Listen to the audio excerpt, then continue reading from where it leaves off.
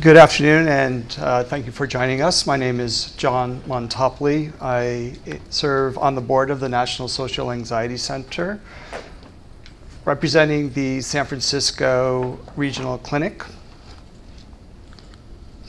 I have no conflicts of interest to disclose. So, epidemiological research tells us that only about 13% of people with social anxiety disorder actually receive treatment. And they'll wait about 16 years from onset to actually getting the care that they need. This chart shows us that people with social anxiety disorder will delay seeking treatment at higher rates than most other common psychiatric conditions.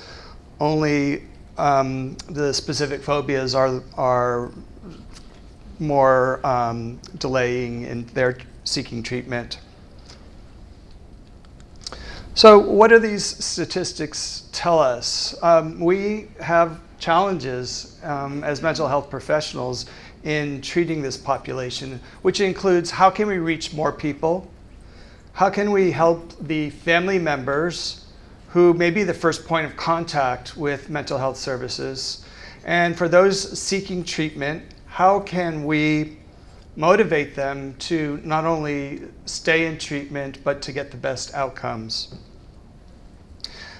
I developed this diagram to begin to think about the people that we're wanting to work with.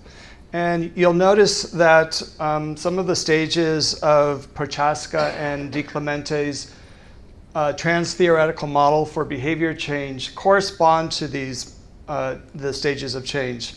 So for example, the non-seekers and the treatment refusers will likely fall in the pre-contemplation stage or not ready for change. The ambivalent inquirers will likely fall in the contemplation stage, which is getting ready to change, or perhaps even the preparation stage, which is ready for change. And those seeking treatment who may be prone to early termination or not as motivated to participate in the therapy will likely vacillate between the,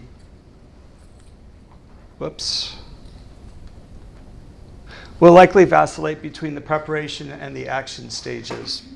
For the remainder of this presentation, I'll be going into the details for each of these different groups and presenting ideas of how we as clinicians can try to address them. So first, the non-seekers. These would be the folks that may not be aware that their social challenges could be accounted for by a mental health disorder. Or they may not know that effective treatment is available and how to access that care. So our challenge is how can we both reach those folks and how to motivate them? Well, it's a challenge, but we have a better chance of reaching them by disseminating information through writing articles and blogs, producing videos for social media, and offering community-based talks for consumers, healthcare providers, educators. We can also support the organizations such as these listed here, whose mission is to increase visibility as well as increasing access to care. And we can also educate our elected public officials and encourage them to lobby for mental health initiatives to increase access to care. Next, the treatment refusers. Our goal with these folks is to work with the people that come in contact with these folks. So first, I'm going to look at those who have severe symptoms and whose symptoms are persistent and appear pretty resistant to treatment. So interestingly, I found no resources in the literature for any models that suggest working with family or friends of social anxiety refusers. However, Van Dyke and Pollard developed the brief family consultation model, which is geared for the families of OCD refusers. So I propose adapting different elements of the treatment that they offer to work with the families of social anxiety refusers. The refuser would be invited to come to family sessions, and if they decline, the therapist will work with the participating family members. They will tell the participating family members will tell the refuser that they're seeking treatment to help them cope with having a loved one who is unwilling to participate in therapy. The essence of the therapy is to assess the family system and to work on increasing their coping skills. They'll also learn how their behaviors can influence the refuser's disorder through accommodation and minimization. And they will develop skills in assertion and developing a contingency management plan. Now, this is not researched, obviously, and so for the researchers in the room, here's something for you to work on. So it's something to try. I have not done it, but certainly we need a lot more empirical data to show that it could be helpful for also the social anxiety refusers. For the less severe,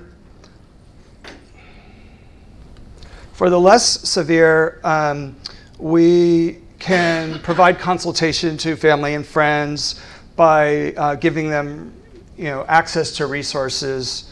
And for those who may be less resistant, those refusers may be willing to do self-help. There's quite a lot of self-help available both in print and online, and I provide some resources. Interestingly enough, in this one study that I found, internet-based CBT, their results, the trials produced about the same outcomes as face-to-face CBT for social anxiety. So not the best information for job security, but if people are getting help, then I'm sure we can manage. So just recently I did a phone consultation with a father of a college-age young man who was unable to remain in school because of his severe social anxiety disorder. The father was very motivated to seek treatment for his son. The son was unwilling or unable to reach out to me directly, even though he was an adult. And so I asked the father to get permission from the son to get his contact information. And through a series of text messages over many days, provided him information about treatment, I answered his questions, and he eventually agreed to come in for an intake and is now working with one of my associates weekly for about 2 months. So what I really would like to encourage all clinicians to consider is how you do your intake process. Many socially anxious clients are unable to make phone calls, especially to people that they view as being authority figures. So given our HIPAA requirements and the legal and ethical obligations of our professions, what can we do to help these folks who may be unable or unwilling to participate and touch base with us in the ways that other clients would not or would. Our goal with the ambivalent inquirers is to provide them with adequate information so they can make choices about treatment. Motivational enhancement therapy based on Miller and Rolnick's motivational interviewing is effective at increasing client engagement. It's a 1 to 3 session pre-treatment intervention. The clients are taught what they can expect from therapy and how CBT can help. And in the spirit of MI, they explore ambivalence, they highlight the discrepancy between symptoms and values, and they listen for change talk to develop a change plan. Now, I believe that we can use some of these ideas from MET in how we interact with the inquirers before they actually come into our clinics and offices. And so I suggest that we kind of consider adjusting our stance or our attitude. And it might sound something like this. I'm really happy to share with you what I offer and how it can help. I'm not interested in selling you something that's not right for you. If you find it appealing, be happy to help you.